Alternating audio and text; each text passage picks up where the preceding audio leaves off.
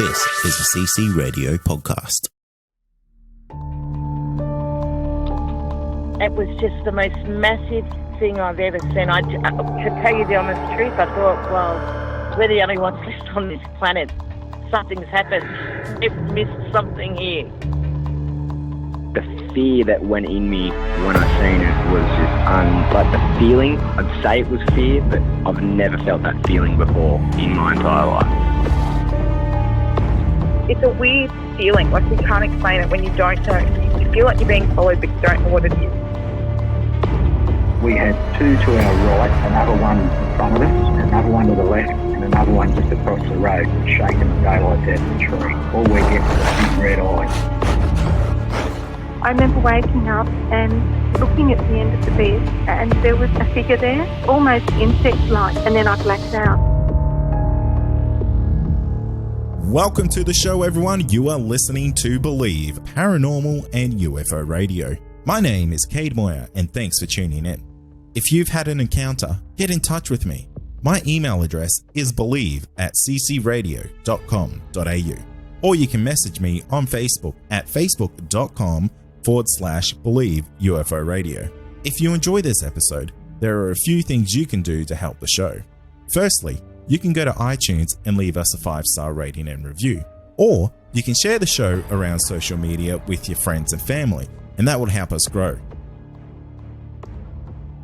Tonight I'm joined by Josh, and Josh actually went to a haunted high school when he was younger, and he's had a fair few experiences there.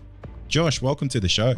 Thanks for having me, Kate. Pleasure to be here. It's great to have you on because I've never had anyone on that's been to a haunted high school before. This is kind of the stuff of Hollywood movies and TV shows. It's nothing that you really hear happening in real life. We've had haunted army barracks. We've had, haunted houses for days, but a haunted high school, that's something definitely unique. Are you able to tell us about some of the events that went on there? Yeah, absolutely. So just to give a bit of a location and name to this place. So I went to St. Columba's High School, now called St. Columba's Catholic College. So it's in the Blue Mountains in New South Wales, and it's in Springwood. So it's about halfway up the Blue Mountains. So the thing about this place is it was originally built, I think, in 1909, and it was built as a priest seminary for Catholic priests to train. And you can imagine the look of the high school. I mean, technically it's called Neo-Gothic sandstone architecture. So I think of that as like Hogwarts or the University of Sydney, that sort of thing, like this real sort of Gothic, intimidating look to the place. So it was a seminary up until about 1977, and then it shut, and then it started being a high school, I think sometime in the late 70s or 80s, something like that. So naturally, it's got a bit of history. So one night, this was back in 2011, this was when I was in year 11, funnily enough, we were doing what's called a winter sleep out. So that's where anybody from year 7 to 12 can pay a bit of money, and that goes towards St. Vincent de Paul's charity. And what we did is that we slept around the school in the rough, so just outside or inside a hall, in sleeping bags and that sort of stuff. And obviously that was to sort of simulate being homeless, and of course St. Vincent de Paul helps out people who are unfortunately homeless a lot. So that was the context. That's what we were doing. So it was getting late at night. This would have been like 10 or 11 at night. And we just got talking about the history of the place. And I was reminded of a story that one of the other teachers told me about another teacher. So this teacher was coming back to the school to do some overtime work. And the story goes that he was walking up to the staff room in the school. Now, the door for the staff room in the school, so it is, it's an older door, but it's got a frosted glass pane in the middle of it. So you cannot see clearly, make out the details of what's on the other side. But you could definitely tell if there was a person standing on the other side of the door, by their outline, or you could tell if, there were people on the other side of the room. Anyway, so the teacher walks up and, as you do, he grabs the doorknob of the door to go into the staff room. And out of nowhere, it just begins shaking violently. And this teacher can see that there's nobody else on the other side, and yet it's feeling like for him that it's being shaken violently, and he sort of grabbed his stuff and then ran home as a result of that. So I thought to myself, you know what, I'm going to go and test this out. So I sort of snuck away by myself, and then I went up to the staff room, so just a bit of a backdoor entrance there. So I came in from the other side, so from the inside, not the outside of the staff room. So I decided, okay, I'm going to test this out. So all I did is I just simply walked up to the door, and I grabbed the doorknob, and again, it shook violently. Oh, you're kidding. And at that time, no, and at that time, I could clearly see through the glass pane that there was nobody else there. And there were emergency lights and stuff like that in the hallway outside. So there was no one around. It was completely desolate. And this was shaking like someone was trying to rip it off the hinges. Like it was quite aggressive. It wasn't a gentle vibration by any means. So obviously in that moment, I was quite shocked that I substantiated this story, and I let go of the doorknob. I didn't reach for it again, but I went back down and told everybody about it. And then later on, so I went down towards the back of the school, and that backs onto bush. So there's a big oval down there, and then it backs onto bush, and there's a fire trail that goes out there as well. But otherwise, it's desolate. And as I was walking down the back of the school, I noticed like a really bright white light coming from the bush. And it was abnormally bright. It wasn't just like a light or something like that. So I thought, okay, I'm going to walk down to where it backs onto the bush. And so I was standing there, and what it looked like was about maybe like 200 or 300 meters into the bush, like somebody had set up like this huge station of LED white floodlights. That's what it looked like. But there are no lights out there. So there's one street light at the start of the fire trail, but it's nowhere near as bright, and you can see that. And then because I've been on that fire trail a number of times, there's no sort of lighting, there's no houses out there. There's no substations, anything like that. It's just complete desolate bush. And there was just no sound either. So you couldn't hear anybody. Like, let's say if somebody was camping or if there was a car out there, there was just no sound. So it was just brilliant white light, which was very odd. And that stayed as a constant there. So when you saw that light there, was it just the single light on its own? Yeah, that's it. It was just like there was a bunch of floodlights, face towards me, so towards the school, and they were just there, and it was completely static. So they weren't flashing, pulsing, moving, or anything like that. It was completely static. And were these low on the ground, or were they a little bit more elevated? I would say that they're elevated. Say at about eye height, sort of how you'd imagine sort of more domestic floodlights to be. So not the massive ones that you see on roadworks, but sort of the ones that you can buy in stores. Let's say if you have a big property and you want to light it up. So at about that eye level, but like lots and lots of them, because it was really bright, really white. So that was fascinating. So obviously, again, sort of backed away from that, and I'm like, all right, that's a little weird. And was this on the same night that you had this door shaking encounter? Yes, yeah. Wow. Yeah, so that would have been about 15 minutes later. Holy when I came moly. back from the staff room. Yeah. Told people about it, and then I just went wandering some more, because I'm like, oh, what else could happen? Yeah, go for third time lucky. Yeah, and that's the thing. We're about to get to the third incident that night. So again, I was at the back, and I was walking back up to the front of the school where everybody else was in the main quadrangle. And I was going away where I was walking through an outdoor hallway of lockers. So it's literally lockers down an outdoor hallway of about 100 meters, and then there's sort of colorbond roofing over the top just to protect from the rain.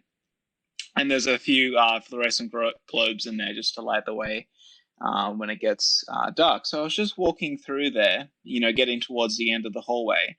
And as I'm about halfway down, maybe a little more, what I saw, so walking from right to left, were 3 shadow people. Oh, wow. So what they look like, the best way I can describe it is, morph suits. The sort of one. Yeah. The big one, the one piece things. Yeah, the one piece, really tight fitting suit. Used to be in fashion, a long time ago in a party sense. So what it looked like, these 3 people were just 3 shadow people, but it looked like actual people just wearing all black morph suits. But when they moved, they weren't making any sort of sound at all. And so what it looked like, so it was a line of 3 people, so they weren't walking side by side at the end of the hallway. So they were walking further down, so they were crossing the hallway as a result. So it was 1, 2, and 3. So the first person obviously came out first, and then closely followed by the second and the third. And then the first person turned around whilst walking and sort of put both his hands with the palms up to his waist, as if like a conversational gesture, like trying to illustrate a point. Sort of like saying, yeah, but, and using your hands as a gesture to illustrate something. And then the heads of the number 1, number 2, and number 3 were sort of nodding in acknowledgement. So they were responding to that gesture. And it was very quick. And just as he was exiting my view of the hallway, he sort of, turned back around. So it looked like a very organic conversation, but I couldn't hear anything. And they seemed unaware that I was there as well. And they were very clear and crisp, like it looked completely natural, like there was nothing fuzzy about them. They weren't sort of hovering off the ground at all. There wasn't any sort of dark presence that was associated with that. So that was a really fascinating experience there. That really is fascinating, because when you hear these stories of shadow people, and I've heard a fair few people, they've spoken to me about it. Not all of them have wanted to come on the air, but whenever I hear someone talking about a shadow person, they don't see it as defined as what you've just described now. Yeah, and I thought that was odd too. It was very, very defined. There was nothing fuzzy or weird about it, and I have a very flashbulby type of memory about it. It's a very clear image. Yeah, in my head. That would definitely be burned into the memory bank. That's for sure. And what's really weird about that is, not even weird, I would say this would be terrifying, is the fact that these things seem to be able to communicate to each other, and they almost seem to be conversing, like you said. Yeah, that's right. Just sort of a trio of lost souls, just sort of walking around unaware of the living, in that sense. Because it definitely wasn't people, because there would have been way more sound to that. They were moving completely silently. And how far away from them were you? I would say like 10, 15 meters. Oh, that's really close. Yeah. And nobody was wearing morph suits or anything like that that night. So that was very odd. But the school's got quite a history because it was a seminary. I feel like it's become a bit of a paranormal hotspot because of the religious significance of the site. When a site is so devoted to a religious practice, it sort of thins the barrier between the living and the dead, I feel. Yeah. Well, there's definitely a lot more spiritual energy around a place like that, I would imagine, especially with it being a cemetery for priests. I mean, I feel like that's almost a perfect storm to essentially guarantee that there's going to be paranormal activity happening. And for you to go out on that one night to go, you know what, I heard about this door that shakes, and then you go up to it and it does exactly the same thing that you heard in the previous story from a teacher. That's incredible. I don't even know what the odds of that happening are, but that's simply amazing. What was going through your head when you were there and that was all happening? It sort of shifted my worldview a bit. I was like, wow, this is actually real. It doesn't feel as much of a legend anymore. Were you a believer before that happened? Yeah, at the time I was a Catholic, naturally through the indoctrination of the school. So I was at that time. So I did, believe in sort of the Catholic Christian values at that time. So, but what's interesting about the Catholic Church is it's a fancy word, but they sort of put like a lock on spiritual beliefs, sort of like ontological lock. That's what it's called. More than other churches, where they sort of delineate what you can believe in and sort of restrict what else you can believe in. So I think at the time, this was more of an eye opener for me. Whereas maybe for other denominations, maybe not so much. Yeah, and the place. So obviously, that story the teacher doing over time wasn't the first story to be told. So apparently, a priest there committed suicide since he didn't want to follow through with the training, and unfortunately didn't see a way out of that. I heard a story where this was from my brother. So apparently one of her friends, again, was walking down the hallway. This was on like a school social night. And she was walking ahead of her friends, and then apparently a priest apparated, like a ghostly image of a priest sort of levitating a little bit off the ground, so started following this girl. And her friends were saying, "Oh, look out! There's someone behind you. There's a ghost of a priest," and then that sort of went away. Teachers have told stories where, again, with no wind or anything like that, where plants have moved, like indoor plants, out of nowhere. There used to be a building down the back of the school called the Dinosaur Block, which actually used to be where the priests slept. They demolished that building, I think, in 2003.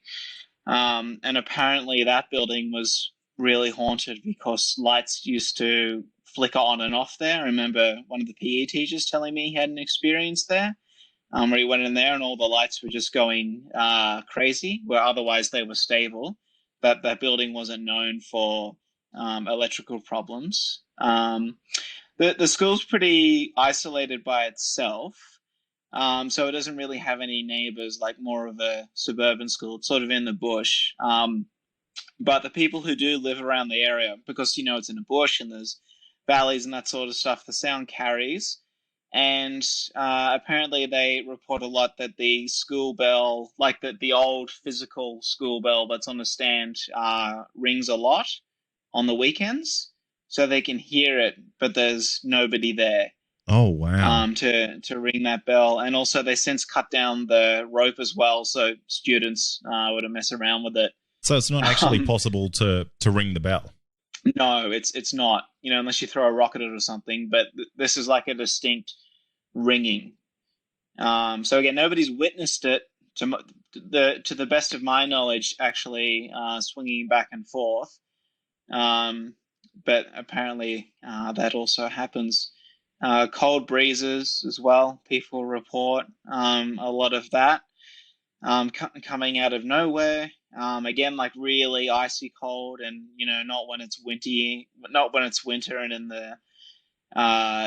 a windy day, just sort of out of nowhere, lots of cold and hot patches and that sort of thing. Yeah. And that's a spooky place to be. And what makes that even a little bit spookier in my mind there, Josh, is the fact that the teachers seem to be so open about, this place is definitely haunted and we're all kind of experiencing these weird things. Yeah, that's right. Most teachers have a story to tell, whether it's their own or somebody else's. So it's a very interesting place. I remember vaguely, not in any detail, but like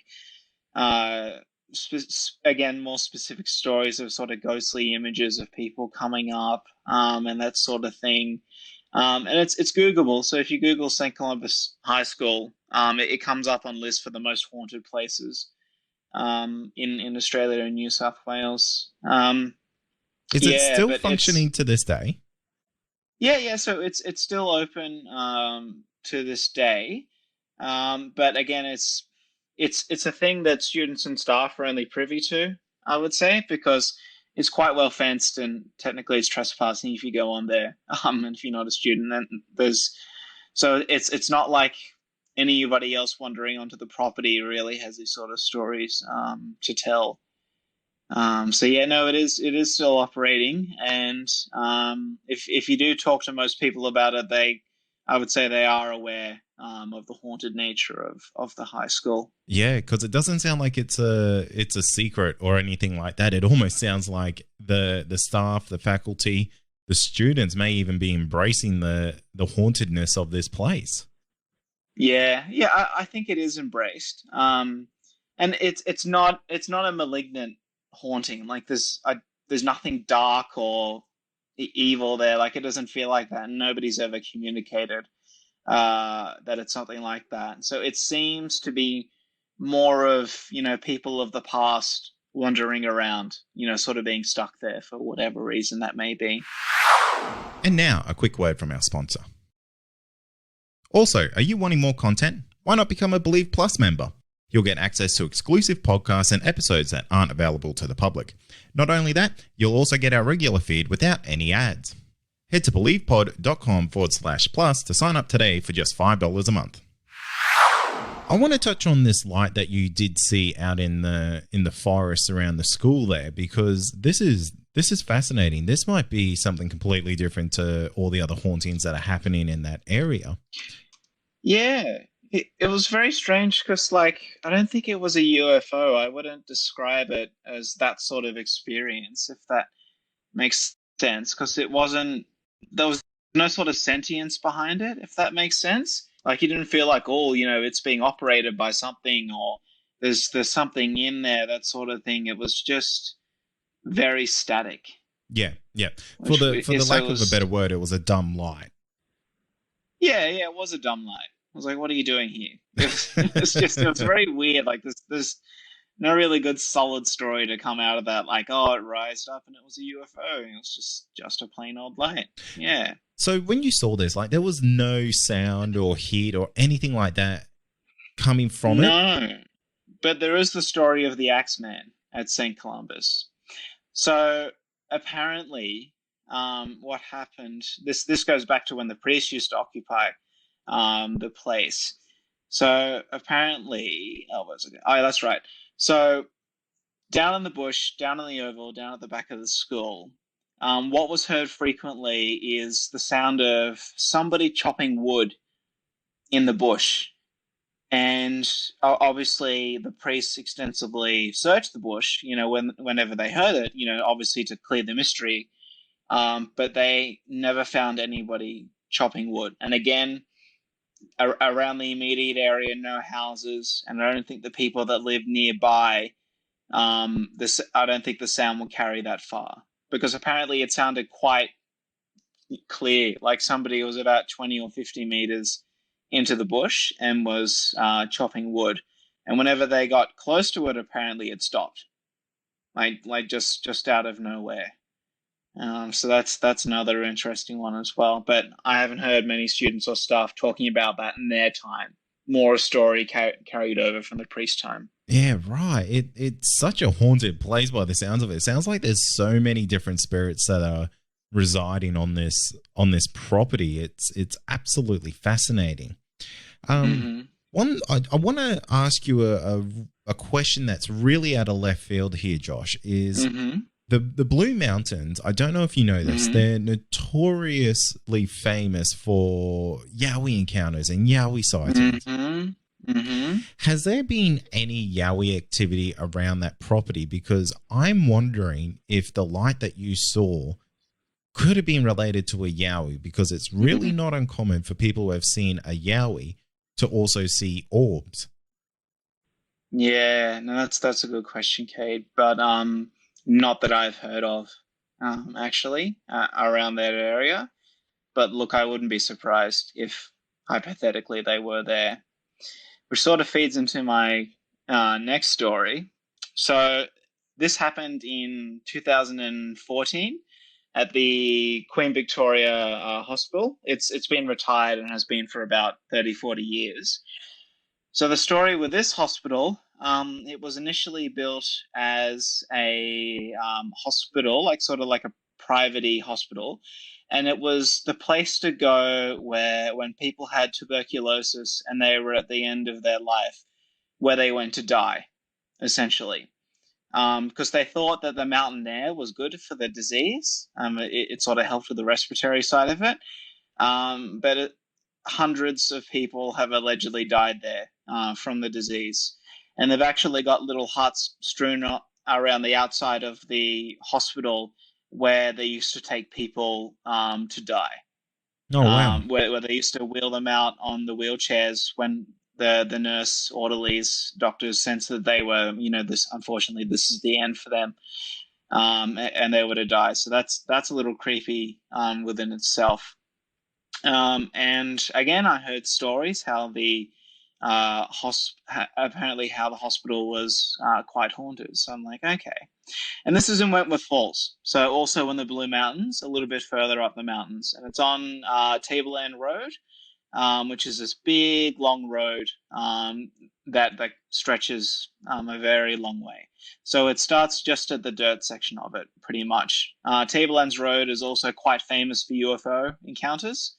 I haven't heard any stories from there in a while, but apparently there was a pocket of years there where there were a lot of UFO sightings along that road.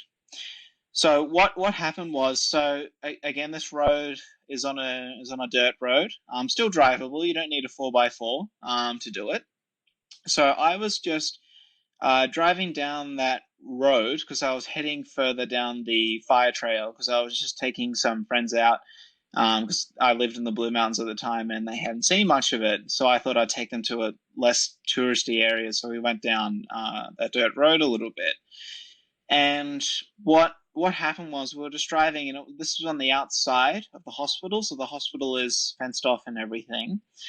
All of a sudden, we got the smell of rotting eggs in my car, and this was like a 10 out of 10 putrid smell. Oh, wow. Like somebody got like 50 rotten eggs and just like dumped them in my car. That's what it smelled like. It was just intolerable. So there were. So it was, myself, Liam, Alex, and my brother. So there were 5 of us all together. And obviously we were just repulsed by this and winding down the windows. And then we just pulled over on the side of the road and got out because it was just so bad. And this was about like 50 meters from when the smell hit. So we just got out. And I thought that I'd like run over a dead animal or something, that I picked it up in my car. So we got out, we opened the boot, we thoroughly searched the engine and around, and there was just nothing there, in the radiator and the grill, and there was just nothing there at all. And we searched underneath the car, trying to figure out what this was. And then we got back to the same spot where it happened, and the smell was completely gone. Oh, really? So let's say if there was something dead there, we go back and be like, there must be something dead. Here's the smell, or the sewage leaking, or something like that. But unfortunately, there was nothing there that we could rationally explain, which was fascinating. Yeah, that really is, because there's 2 instances that kind of come to my mind when someone brings up the word sulfur, or there was like a rotten egg type of smell, and one is, apparently when there's demonic activity, or there's a portal that's been opened, apparently there's a very strong sulfur smell in the area, and it kind of depends on everyone's individual beliefs, and maybe it's the smell of hell coming out to the real world here, or something like that, or the other thing that comes to my mind is I wonder if this is the smell of a yowie in the area. Yeah, that is a good point actually, because a few years later I was listening to, that YouTube channel, it's like Yowie Research something, where they have Yeah. like those 30, 40-minute interviews. Yep. Yep. So there was a guy there, and he was being interviewed on the channel on Tablelands Road, just past the hospital. And he was driving down that road to cool off because he had a fight with his partner at the time, so he thought he'd take a step back and just cool off and drive down the road. And apparently, he was surrounded by 4 yowies. So they came out of the bush almost in unison and were closing in on his car until he beeped the horn or something and got out of there. So there is yowie stories on Tablelands Road as well, and that's quite a big one. And so the hospital was for tuberculosis, and after that, it served as a mental asylum as well. So again, for the quite clinically ill people. And after that, it served as an aged care facility. So again, lots of death, lots of torture. Yeah, it's on connecting that a lot site. of negative energy to that place, isn't it? Yeah, and I've had family friends who, I mean, because it's there's a caretaker there, and it's fenced off, and apparently there's cameras, and apparently they enforce the trespassing quite hard. I was actually down there another night, going down that dirt road, and there were many police cars there busting some teenagers who trespass there. So they do enforce it because technically it's heritage listed. It's a heritage listed building, so it's not like the Gladesville Hospital where anybody can just walk in. Anyway, so these family friends got past all that security, and they were in there, and they heard the sound of music, not the movie, just the sound of like old time sort of 1920s, 30s music in there, as if it's coming from a record player. And again, it came out of nowhere. There's no power to that building either, except for the streetlights that surround it. So that was a little weird. My thesis supervisor at the time, so this was a few years ago when I was finishing up my honors degree, my undergraduate studies. So he's quite a prolific researcher in paranormal psychology. So what he told me that he went to that hospital once, the Queen Victoria Hospital, and he was in there, and out of nowhere, he told me that a black cloud was coming through the hallways and started to consume him. Like he felt like something was taking over his body. He was losing his control. Oh, wow. Until somebody pulled him out. That's creepy. That's a terrible situation to be caught in. Yeah, it was quite intense. And then I watched this documentary on the Queen Victoria Hospital. Actually, it's not a mainstream documentary. It's sort of like an amateur one. But I remember filming that documentary where the car alarms went off out of nowhere. Someone got sort of half possessed and got really angry and agitated out of nowhere. My supervisor at the time was there for this documentary, and he affirmed that it wasn't bullshit, that they weren't staging it, that was real. And he's not the sort of person who would associate with documentaries or sort of ghost hunting shows that sort of fake encounters, because that wouldn't do too well for his reputation. Yeah, of course. So he said, so he said that was all real. There are also videos in this documentary of like people becoming emotional out of nowhere. Somebody vomited out of nowhere. EVP phenomenon has happened there as well. I was reading on Reddit that apparently someone was there and they were walking their dogs around there, probably on the fire trail, and their car got filled with tissues and there was no one around. Also, stories of it wasn't a red balloon, a black balloon floating around the place as well. So that was, and again, it was sort of floating like an it, Like it wasn't like somebody had let it go and it was drifting through the bush or high in the sky. It was sort of It had isolated. some So purpose to it. yeah. So Yeah. I've read a fair That's bit about creepy. it. It's like you said, it it's is. it's almost out of a movie. It sounds like That's right. it sounds like it, to be honest. And Yeah. I mean, what an interesting place. It's such a it's definitely got a lot of high strangeness going on there. Yeah, that's right. All around that area. So, spiritual hauntings, reported UFOs, Yowies as well. So it's quite a hot spot. And I remember again when he was supervising me. This was well after that story was almost consumed by that black cloud. He said, "Oh, Josh, I'm going back there." And I said, "Don't do it, Tony," because I think there's something demonic in there. I think that's quite serious. Like it's not just sort of your average haunting. And he said, "No, I'm still doing it." I'm like, "All right." And then the next time I saw him in a meeting, he said, "I'm never going back there." And I said, Really? "What happened?" He's like, "I don't want to talk about it." Oh, we need to get him on the podcast. Yeah, you do. I'm sure he's got a story to tell because he's got many stories. Because I mean, if you're in that type of field, it really takes a lot to make you not want to go back to a place. And for him to go in there and already experience so many different things of different types of activity and all kinds of craziness and scariness, it had to be something pretty major for him to go, no way am I ever going back in there. Yeah, that's right. He's pretty desensitized to the paranormal, so yeah, I can't imagine what happened to him there.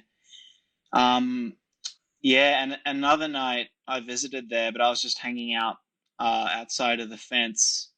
I didn't want to go in because the trespass is not worth it. So I was just sort of hanging out there and just sort of observing, and it just felt very off, like you were being constantly watched. And it's not a fear that I could localize to anything, like even just outside. And I think that speaks to how extremely haunted that place is. Like to have that sulfur smell outside of the building, not inside. Outside of the fence speaks to sort of the energy that is there. Oh, it really does, and it's almost like it's trying to warn you, like, don't come any further. Yeah, that's right. It felt really off. I mean, even if there wasn't a threat of trespass and that sort of thing, like it was motivating enough to not go in there. I never got that sort of feel at my high school as well. Sort of like, oh yeah, whatever. Like it didn't feel off or uncomfortable in any way, but this made you feel very uncomfortable. Yeah, it certainly is a head scratcher, isn't it? Because there's so much activity going on there, and so many different types of encounters and things being witnessed. It really does make you scratch your head. Yeah, it's a very interesting place. It's full of asbestos, unfortunately. So I think that's another major reason why they've closed it off from the public. But yeah, no, very interesting place, and it's like one of the deeper parts of lore to the mountains. Like there are common haunted hotspots like the Woodford Academy. I think that's one of the oldest buildings in Australia. That's apparently very haunted. Then there's St. Columba's, and there's a couple of other old schools there. But the Queen Victoria Hospital one, that's more of a niche area, but very interesting. Yeah, absolutely, it really is. So before I let you shoot off there tonight, Josh, I just want to touch on the experiences that you had one last time, because you had this encounter with the door shaking really quite violently. Then you saw this bright light in the bush, and then you saw these three shadow people, and you said this kind of turned your world upside down. How do you feel about all of that now? Well, that's the thing with the paranormal. I think you don't believe it until it happens, until something happens where you cannot rationally explain it. Like it just seems like, oh, whatever. There's no sort of proof for that, but it's just it's a very intrinsic thing that changes in you. You realize that there's more to the world than just sort of the physical matter and these, 3 or 4 dimensions that we're aware of right now. And I imagine the same people who would have come in contact with alien life, like the people in the Roswell incident, just sort of that dramatic shift that you have in our understanding of what this world is. Yeah, it's something that when you experience this type of stuff, there's no going back. Everything changes. Yeah, that's right. And it's been a while since all this stuff has happened. And, I think about it occasionally. And I try and search for rational explanations. And I cannot find any at all. Yeah. And I'm not someone who will believe anything. Like I would say I am a skeptic per se. So it does take a lot for me to internalize this and believe it and be like, yeah, this was absolutely real. This happened. Because I remember I did a paranormal investigation at the Lithgow state mine, which apparently is haunted, and that was a proper investigation. So that was with they had stuff to measure electromagnetic fields, and they had thermal cameras, and they had what else do they have? We had flour. We had electronic tape recorders to record EVPs and that sort of thing. And nothing happened that night. It's always the way. Yeah, so it wasn't like an expectancy bias. Where I'd see the littlest thing in the environment, is like, oh, that's definitely a haunting. Yeah. Yeah.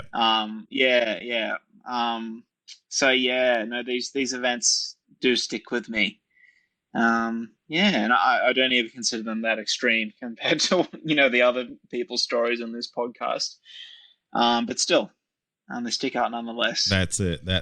Well, Josh, I want to thank you for coming on the show, because your encounters, you might not think they're that fantastic, but to me, mate, I think they are outstanding, and they're so different. And to have it all happen on the one night, that is absolutely crazy in itself.